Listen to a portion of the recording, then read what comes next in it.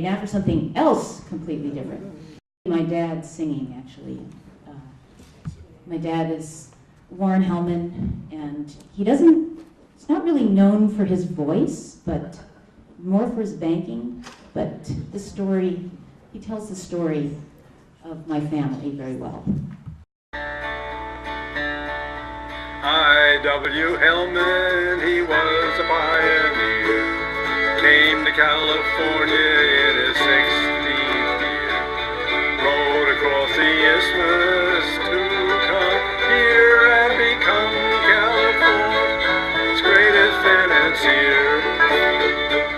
Zayas went to work in a dry goods store, said this is not what I came here for. Safe right here by the door, because I am probably a banker at my core. Oh, Isaiah, the founder of the clan. Oh, Isaiah, you might hold out a pen. Oh, Isaiah, strong opportunity you land. Oh, Isaiah, you were a mighty man. Isaiah's finance business is a very different sort.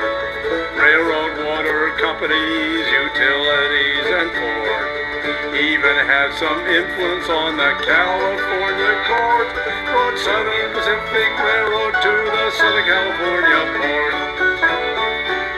Isaiah left behind a grand old legacy. He and Esther were the roots of a mighty family tree. Created some security for you and for me. Honor him today for his great sagacity. Oh, Isaiah, you're the founder of the clan. Oh, Isaiah, my gold. I just want to summarize what we just saw, which is basically a Jewish man, Isaiah Hellman, came from a small town in Bavaria, escaping from the restrictions on Jewish life there to seek opportunity, freedom, and wealth in America. He succeeded. But I want to ask, why does this matter? How does his Jewishness relate? These are the questions I was asking myself when Rabbi Peretz told me about this conference, and at the time I was writing a paper for a class at the Graduate Theological Union, where I'm getting my master's degree in Jewish Studies. And the title of the paper was Out of the Ghetto, Destination California, Isaiah W. Hellman and German Jewish Immigration to California. The title was taken from a book by Jewish historian Jacob Katz, who wrote about Jewish emancipation in Europe in his famous work, Out of the Ghetto. In this book, Katz presents an intriguing hypothesis, suggesting that if the European countries had been less resistant to Jewish emancipation, and if such emancipation had occurred immediately and simultaneously throughout the European nation-states, the Jews would have defected from their traditions and been completely absorbed into European society. This, of course, did not occur, a fact that Katz attributes to the general hostility of the host environment, that is, the European societies. But what about America? Intriguingly, Katz addressed this question only in a footnote. In America, he says, emancipation was never a problem. That is, there was no resistance whatsoever to emancipation here in the USA. But wait, according to this hypothesis, wouldn't this mean that the Jewish people in America would fuse with the host society and disappear? In the welcoming arms of constitutional law and the expansive vistas of the American West, wouldn't the pioneering families give up their Torah and dissolve into Gentile society? Is that what happened to our test case, Isaiah Hellman and his family after him, including me? Speaking for myself, all appearances would say that the momentum towards absorption had progressed a long way by the time I came along. My father, Warren Hellman, may his memory be a blessing, had married a beautiful English ballet dancer, Patricia Hellman, next slide there, whose family religious heritage was Church of England.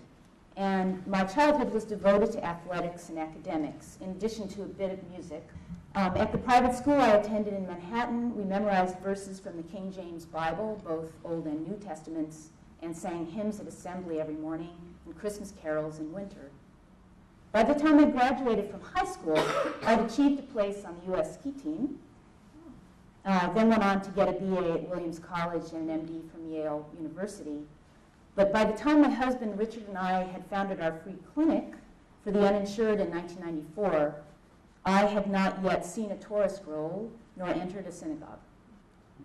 What happened, and why am I standing up here today talking to you about Jewish life? Well, my own particular wake-up call happened with 9/11. And after that, over time, it struck me that if religion was the cause of all these traumatic events, I wanted to know why. So I decided that when I had the time, I would read the holy books for myself. But of course, with a free clinic and 5 children, I didn't have the time for a long time.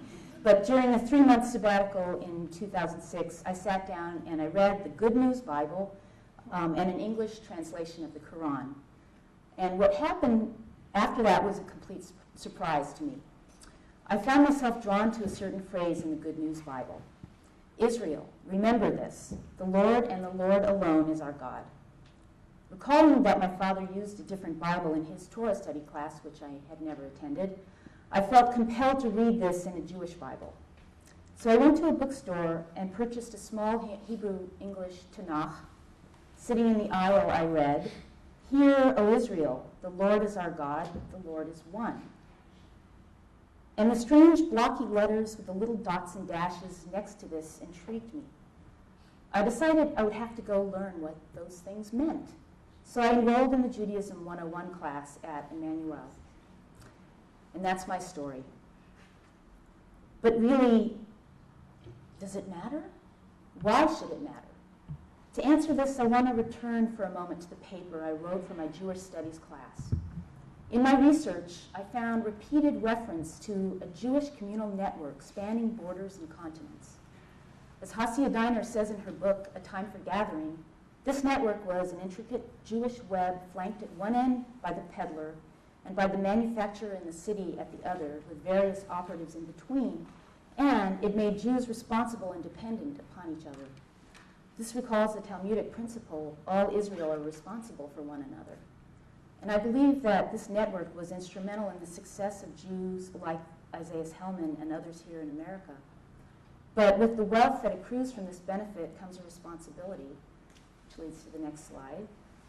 And that is the responsibility to listen to the problems of society and to be guided by a set of ethical principles, principles embedded in that very Torah that tells us to look out for one another and for everybody else for that matter. I concluded by asking, why were Isaiah Hellman and my father, Warren Hellman, such great civic leaders? What was it that led union leaders involved in the Prop C campaign and victory in San Francisco, for example, to label my father as a capitalist with a conscience? I would propose that in addition to other gifts, it had something to do with the things that Isaiah learned as a boy in this synagogue.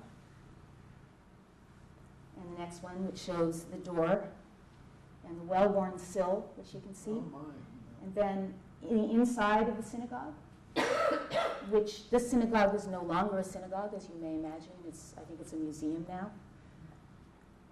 And so the same goes for my father, who, as I mentioned above, had a Torah study class, and actually they met every couple of weeks for 25 years, and he actually read the Torah every day.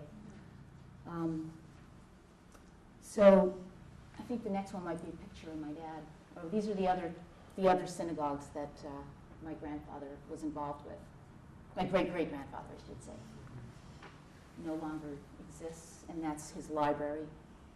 And I don't know what books are in there, but I'm interested to know. And that's me and my father at our combined B'nai Mitzvah ceremony that we did 2 years ago. And he did learn Hebrew at the age of 75. So one more. So what now? I go back to that first question. I've devoted about 6 years to study of Torah, which means I'm still a complete newcomer. But I want to study it and to teach it if I can with my strange background. I want to add something to that great chain of tradition that continually brings its ancient words in contact with modern conditions, transforming and adapting its meanings in an ever-changing and evolutionary process. Isaiah adapted it to pioneering life in America. My father continued that tradition and, among many other things, wove in the thread of American roots music, which he saw as a further prophetic conscience in our society. I want to do my part. For me, it all starts with Torah. And I'm done. Thank you.